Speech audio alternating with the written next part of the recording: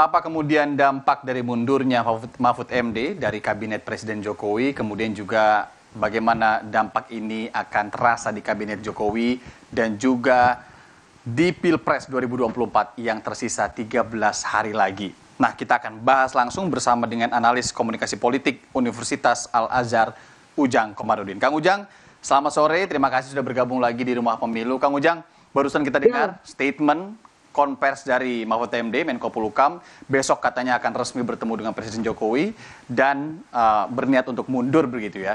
Apa yang bisa Kang Ujang baca dari gestur-gestur ataupun pola-pola yang diberikan ini?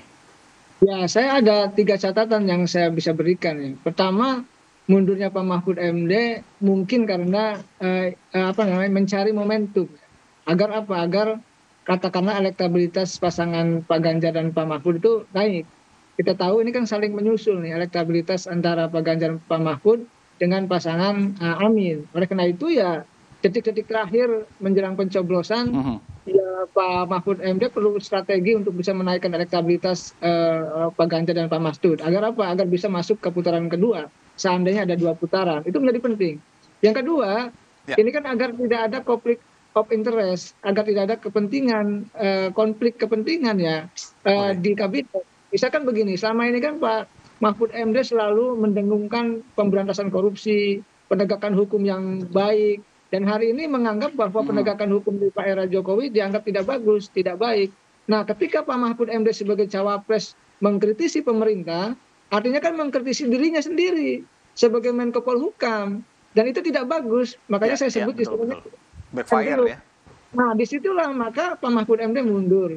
Yang ketiga tadi soal apakah ada dampaknya. Ya, saya melihat kalau satu menteri mundur, ya tidak ada masalah bagi kabinet Jokowi. Kelihatannya kabinet ya cukup solid, kecuali kalau misalkan belasan menteri mundur, baru akan ada dampak besar. Tapi kalau Pak Mahfud MD saja mundur, ya Pak Jokowi hanya tinggal mencari penggantinya siapa yang pas dan cocok.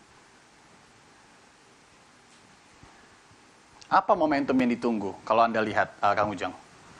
Ya kalau saya sih melihat ya kalau saat yang tepat gitu, momentum itu kan ada tergantung ya situasi. Nah, kelihatannya dinamika dan situasinya itu kan hari ini adalah detik-detik, katakanlah kurang lebih ya hanya sekitar 14 hari menuju pencoblosan. 13 Dan hari. tentu ya 13 hari, ya intinya Pak Mahfud berusaha keras agar pertarungan ini ya sebagai petarung gitu ya, sebagai pejuang ingin menyelesaikannya ya tadi dengan katakanlah kemenangan kalau bisa, atau paling tidak masuk putaran kedua dan bisa mengalahkan pasangan Amin kalau kita lihat saling menyusul di survei tersebut.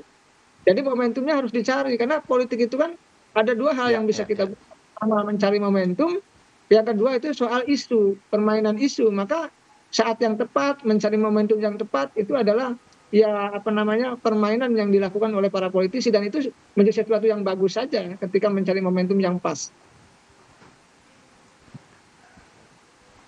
Bagaimana kemudian perspektif mereka yang juga mencalonkan diri sebagai presiden dan wakil presiden namun masih berada di dalam kabinet, salah satunya seperti Menhan Prabowo Subianto. Karena kalau kita bahas regulasinya itu nggak masalah gitu.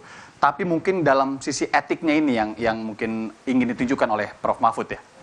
Ya memang kalau saya lihat ya Pak Mahfud MD mungkin bisa jadi ingin menunjukkan bahwa ya menteri sejatinya perlu mundur ya. Kan tidak ada keharusan, kalau bahasa saya perlu gitu. Tetapi memang ada entitas yang berbeda. Ya.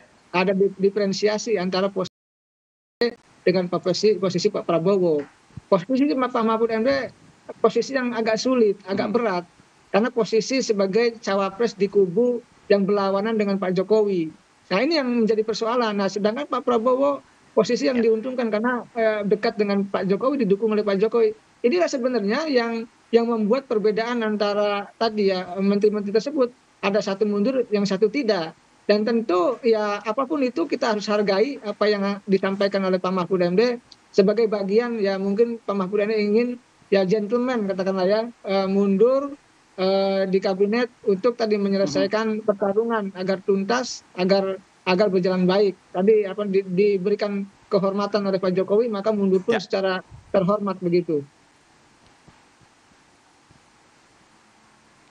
dampak elektoralnya Anda lihat bisa boosting nggak ke Ganjar Mahfud? Terakhir, Kang Ujang. Ya, begini, tergantung bagaimana tim Pak Ganjar Mahfud, tim medianya, ya semua relawannya bisa mengkapitalisasi kemunduran Pak Mahfud ini.